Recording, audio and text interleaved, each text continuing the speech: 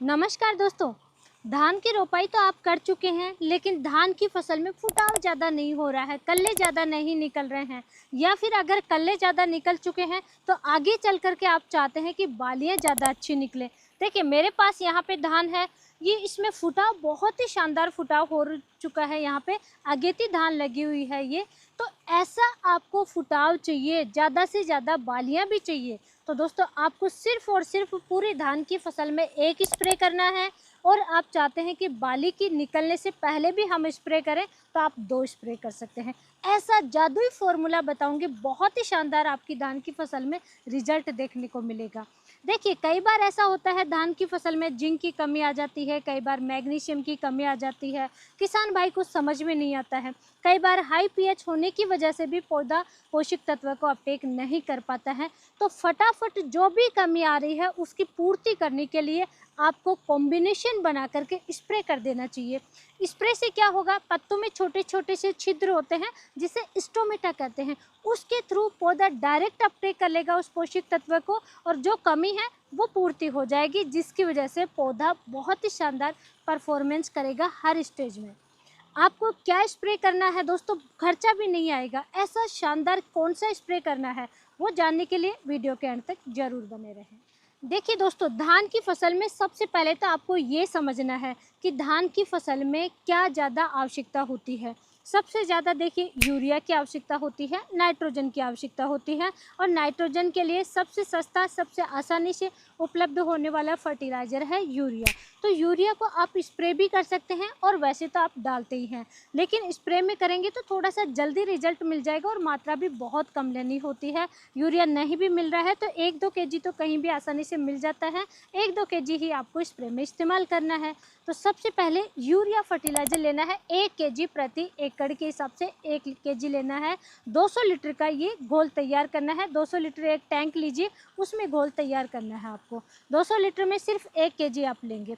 Spray pump की बात करूं तो दोस्तों 5 ग्राम प्रति लीटर के हिसाब से घोल तैयार करना है। 20 लीटर का स्प्रे पंप है तो 100 ग्राम यूरिया डालेंगे। इसी तरीके से बड़ा है तो उसी अनुसार आप मात्रा बढ़ा करके डाल लेना है।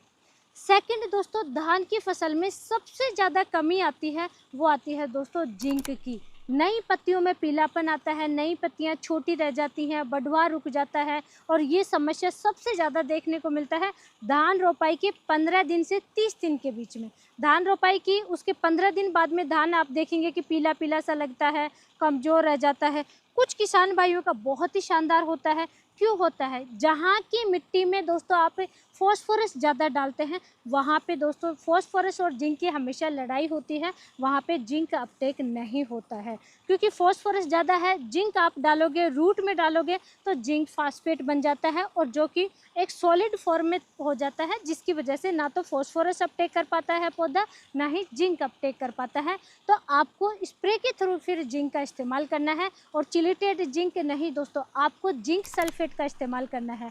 जिंक सल्फेट ज़्यादा नहीं लेना, सिर्फ 500 ग्राम प्रति एकड़ के हिसाब से यूरिया के साथ में ही घोल तैयार करना है। 500 ग्राम का 200 लीटर पानी में घोल तैयार करना है। इसके साथ में थर्ड नंबर पे आपको लेना है, ये फॉर्मूला है दोस्तों, ज़बरदस्त फॉर्मूला है धान की फसल के लिए। थर्ड नंबर पे आपको लेना है मैग्नीशियम सल्फेट। मैग्नीशियम देखिए क्लोरोफिल का पार्ट होता है, मैग्नीशियम नाइट्रोजन नहीं होगा तो दोस्तों प्रॉपर तरीके से पौधा भोजन ही नहीं बना पाता है। तो मैग्नीशियम का तो आपको ज़रूर इस्तेमाल करना है। मैग्नीशियम की कमी आप पहचान करेंगे, पुरानी पत्तियों में पीलापन आएगा, पुरानी पत्तियों में पीले पीले से धब्बे दिखाई देंगे, क्योंकि जो मैग्नीशियम होता है वो हाईली मोबाइल पोषक तत्व होता है। जैसे ही पौधे में कमी आएगी तो नीचे पत्तियों से मैग्नीशियम ऊपर की तरफ शिफ्ट हो जाता है। तो पुरानी पत्तियों में नसें तो ग्रीन रहेंगी, लेकिन नसों के बीच में पीले पीले से आपको धब्बे दिखाई देंगे, तो वो मैग्नीशियम की कमी होती है। अब मैग्नीशियम आप ऐसे रूट में डालोगे तो दोस्तों उसको लगने में समय लगेगा, तो बेस्ट है कि आपको स्प्रे कर देना चाहिए। और स्प्रे में दोस्तों मैग्नीशियम सल्फेट का आप इस्तेमाल करेंगे सिर्फ 500 ग्राम। थर्ड नंबर पे आपको लेना है दोस्तों फेरस सल्फेट। फेरस का इस्तेमाल इसलिए करना है, धान की फसल में पत्ता लपेट सुंडी का अटैक बहुत ज़्यादा होता है। फेरस सल्फेट का इस्तेमाल करोगे तो धान की फसल में पत्ता लपेट सुंडी का अटैक देखने को नहीं मिलता है। जिंक का अगर पूर्ति करोगे तो दोस्तों कोई भी रस चूसने वाले कीटों का अटैक देखने को नहीं मिलता है। तो फेरस और जिंक तो आपको धान की फसल में जरूर डालना है। तो ये दोस्तों 4 चीज़ें हो चुकी हैं। Urea fertiliser 1 KG, zinc sulphate 500 ग्राम, मैग्नीशियम सल्फेट 500 ग्राम, फेरस सल्फेट भी आप 300 से 500 ग्राम आप ले सकते हैं। और इसके साथ में अगर आपके पास उपलब्ध है तो ही आपको लेना है 200 ग्राम मैग्नीज सल्फेट आप ले सकते हैं, नहीं है तो मैग्नीज को आप छोड़ भी सकते हैं धान की फसल में। एक चीज़ का और इस्तेमाल आप अगर उपलब्ध हो जाए आप कर सकते हैं तो करना चाहिए। धान की फसल में कोई भी कैल्शियम फर्टिलाइज़र नहीं डालते हैं। कैल्शियम की वजह से दोस्तों सेल वॉल बहुत अच्छी बनती है, यानी कि जो पौधे की जो एक प्रॉपर स्ट्रक्चर होती है, नीचे से फुटाव होता है, कल्ले निकलते हैं, फिर बालियाँ निकलती हैं, पौधे की हाइट होती है, तना बनता है, जो एक पौधे का प्रॉपर स्ट्रक्चर होता है वो स्ट्रक्चर बहुत अच्छा बनता है अगर कैल्शियम की कमी नहीं होगी तो। और आगे चल कर के जो दाना, कुछ दाने पतले होते हैं, कुछ दाने धान के हैं वो लंबे होते हैं, तो कुछ दाने गोल और मोटे होते हैं, कुछ दाने बहुत ज़्यादा मोटे होते हैं और लंबे भी होते हैं। यानी हर दाने का, हर वैरायटी की जो एक स्ट्रक्चर है वो स्ट्रक्चर प्रॉपर बनेगी। जो दाना जैसा बनना चाहिए वैसा ही बनेगा, उसमें वज़न भी अच्छा बटेगा। तो आपको कैल्शियम भी इसी के साथ में मिलाना है, लेकिन कैल्शियम के लिए कोई फर्टिलाइज़र आप नहीं डाल सकते।